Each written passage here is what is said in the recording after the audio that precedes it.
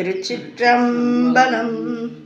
சைவத்தின் மேல் சமயம் வேறு இல்லை, அதில் சார் சிவமாம் தெய்வத்தின் மேல் தெய்வம் இல்லெனும் நான்மறை செம்பொருள் வாய்மை வைத்த சீர்திரு தேவாரமும் திருவாசகமும் உய்வை தரச் செய்த நால்வர் பொற்றாழியம் எம் உயிர் துணையே. நாம் இன்னைக்கு பார்க்க போகிறவர் சுந்தரமூர்த்தி நாயனார். இவர் திரு நனிப்பள்ளி அப்படின்ற தலத்தில் பஞ்சமத்தில் பாடியிருக்காரு. இந்த பாடல்களை எல்லாம் ஒவ்வொன்றும் அவர் அர்ச்சனை பாட்டே ஆகும். நீங்கள் இறைவனாண்ட போகும்போது இந்த பாடல்களை எல்லாம் பாடி சிவபெருமானுடைய மன சந்தோஷத்தை வாங்கி அவர் மனம் சந்தோஷப்பட்டார்னா என்ன பண்ணுவார்?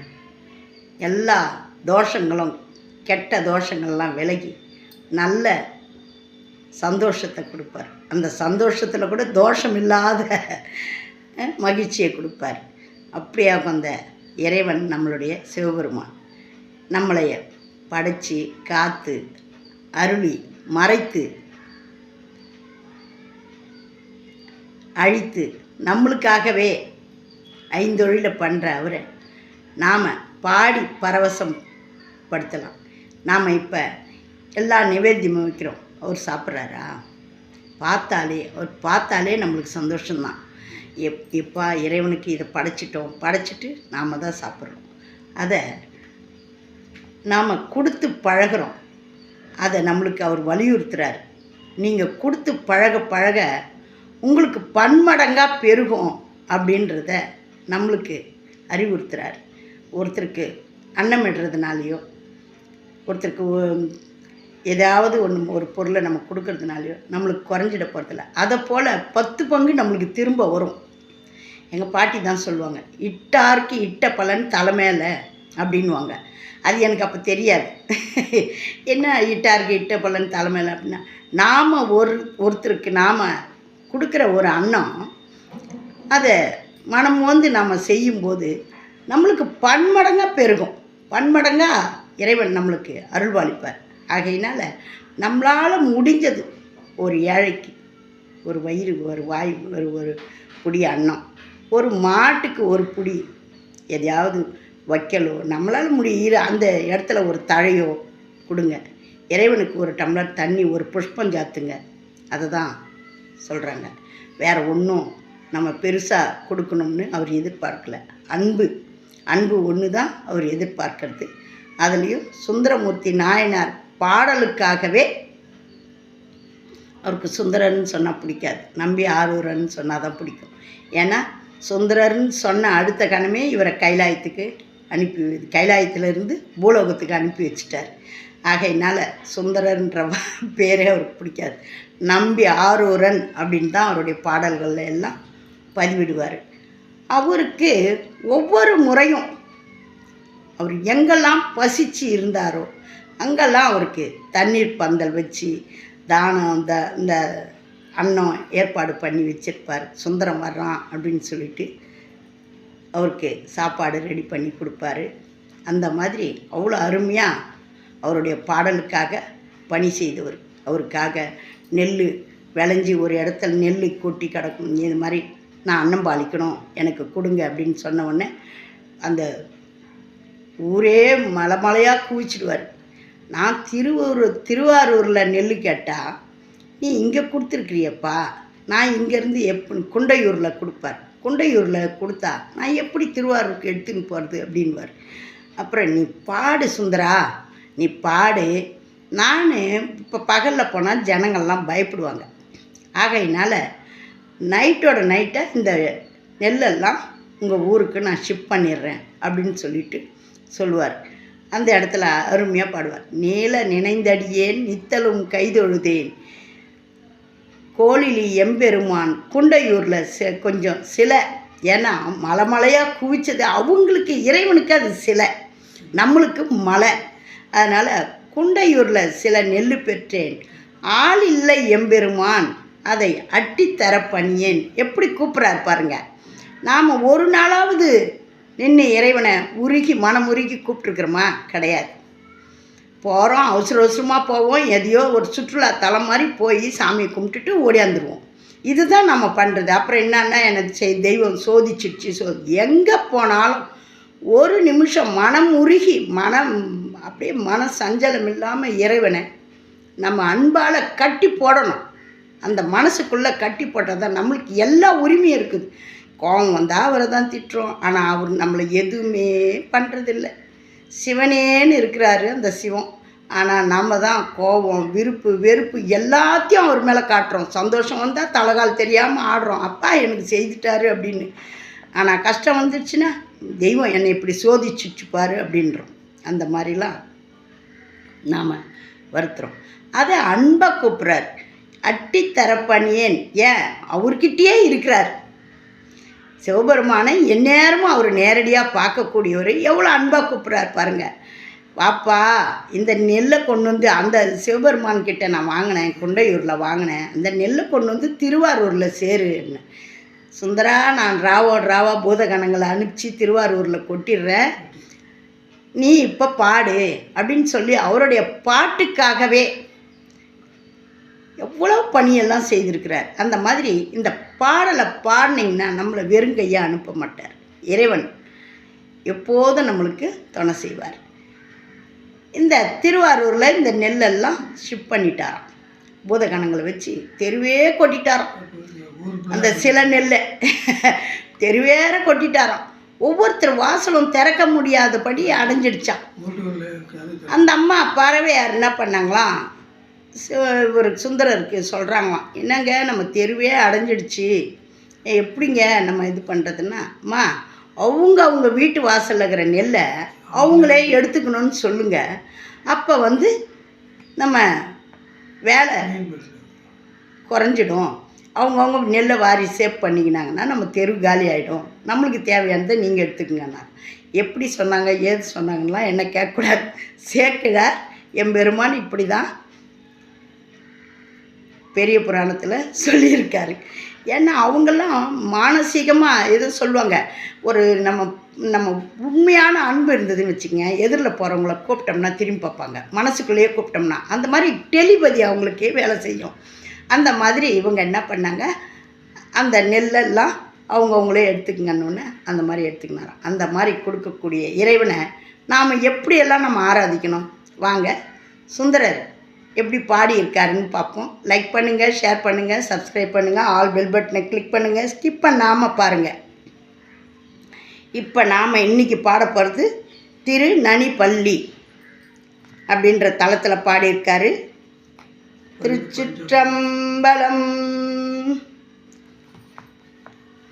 ஆதியன் ஆதிரையன் அயன் மாலரிதற்கு அறியா. 7ஆம் திருமுறை சொல்ல மறந்துட்டேன். ஆமாம், திருச்சிற்றம்பலம். சுந்தரர் தேவாரம். ஆதியன் ஆதிரையன் அயன்மால் அறிதற்கு அறியா. சோதியன் சொல் பொருளாய் சுருங்காமறை நான்கினையும் ஓதியன் உம்பர் தங்கோன் உலகத்தினுள் எவ்வுயிர்க்கும் நாதியன் நம்பெருமான் நன்னும் ஊர் நனிப்பள்ளியதே. திருஞான சம்பந்தரும் நனிப்பள்ளியை இப்படி புகழ்ந்து பாடியிருந்தார். பார்த்தோம் இல்லையா அந்த பாடலை? இவரும் பாருங்கள், அந்த நனிப்பள்ளி திருத்தலத்தில் எவ்வளோ அருமையான பாடல் பாருங்கள். உறவு இலி ஊனம் இலி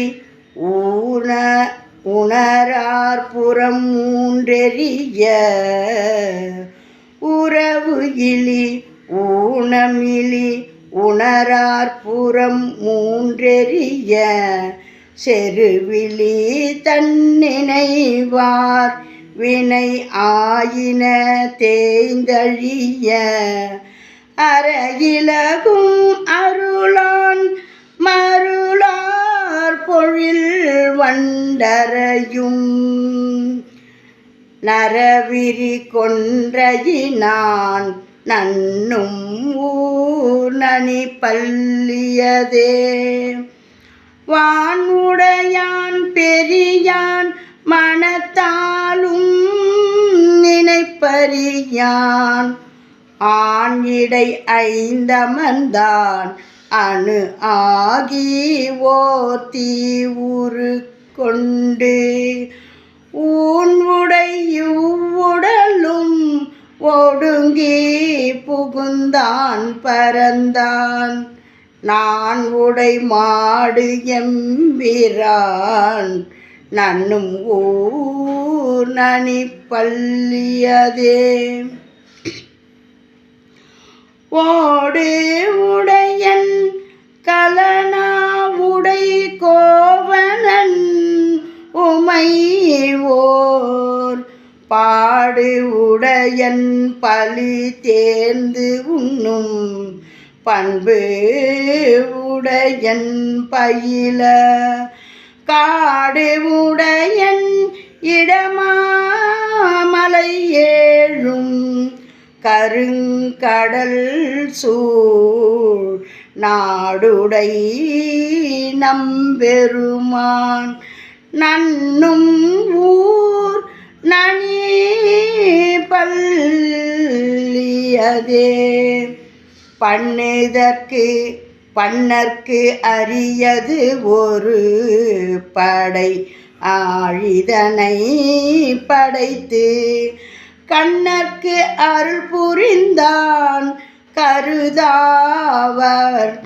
வேள்வி அவி உன்னற்கு இமயவரை உருண்டு ஓட உதைத்துகந்து நன்னற்கு அரிய பிரான் நன்னும் ஊர் நனி பல்லியதே மல்கிய செஞ்சடை மேல் மதியும் மரவும் உடனே புல்கிய ஆரணன் எம் புனிதன் புரிநூல் விகிதன் மெல்கிய வில் தொழிலான் விருப்பன் பெரும் பார்த்தனுக்கு நல்கிய நம் பெருமான் நன்னும் ஊர் நனி பல்லியதே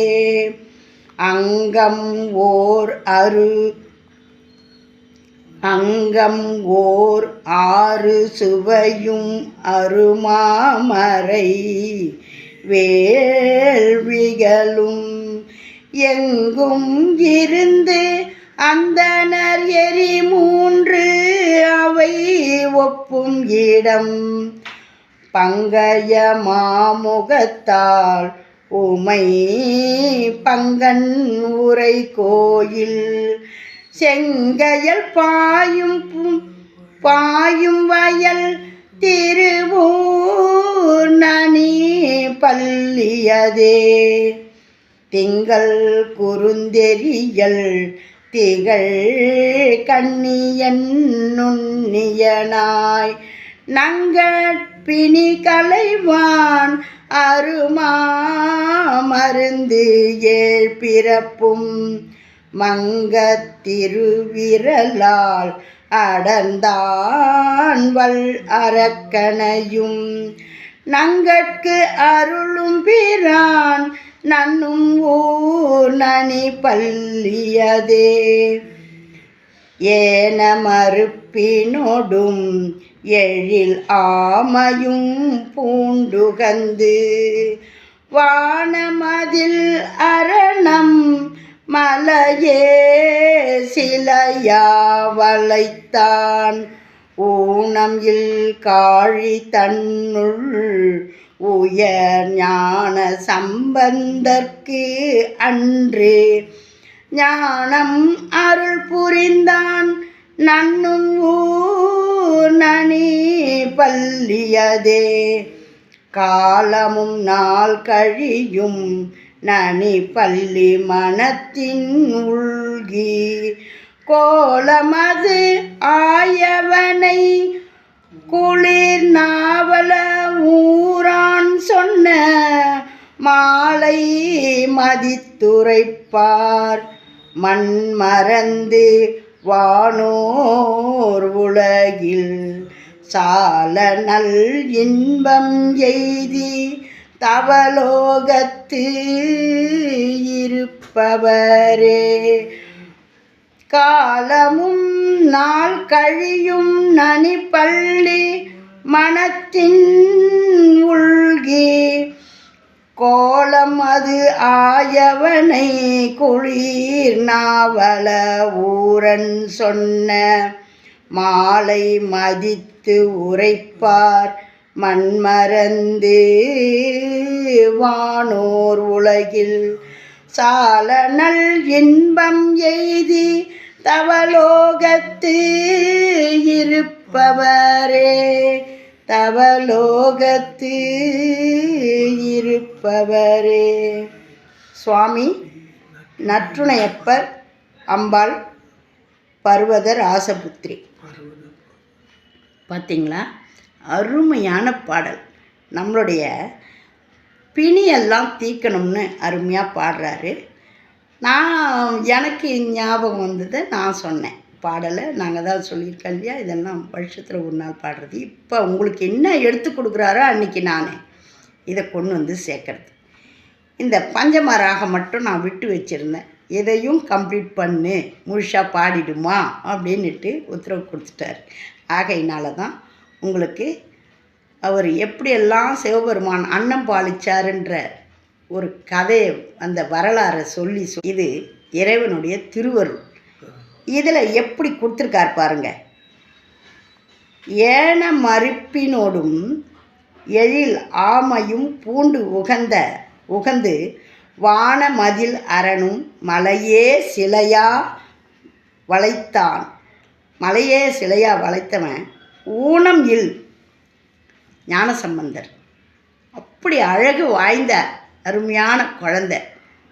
ஊனமில் அவர் பாடுற பொருள்லையும் ஆகட்டும், அவருடைய பேச்சிலையும் ஆகட்டும், எந்த ஒரு குற்றமும் பார்க்க முடியாது. அப்படி ஊனமில் அப்படின்ட்டு அந்த ஒரு வரியில் எல்லாத்தையும் முடிச்சிட்டார் பாருங்கள். ஊனமில் காழி தன்னுள் உயர் ஞான சம்பந்தர்க்கு அன்று ஞானம் அருள் புரிந்தான். அன்னைக்கு அவருக்கு ஞானம் கொடுத்தீங்க, இன்றைக்கி எனக்கு இதையெல்லாம் கொடுங்க. இந்த நாவலூரான் இந்த பாட்டை இந்த நனிப்பள்ளியில் பாடும்போது இதை யாரெல்லாம் இந்த பாடலை பாடுறாங்களோ இந்த மண்ணை மறந்து வானோர் கைலாயம் வந்து நல்ல முறையில் உன்னுடைய தவலோகத்து இருப்பவரே அப்படின்னு அருமையாக சொல்லியிருக்காரு. இந்த பாடலை எல்லாம் பாடி இறைவனுடைய பேரருளை நாம் பெறணும்னு வேண்டி கேட்டுக்கிறேன். ஓம் நமச்சிவாயம். நல்லதே நடக்கும், எங்கும் இறையருள் பெருகட்டும். திருச்சிற்றம்பலம்.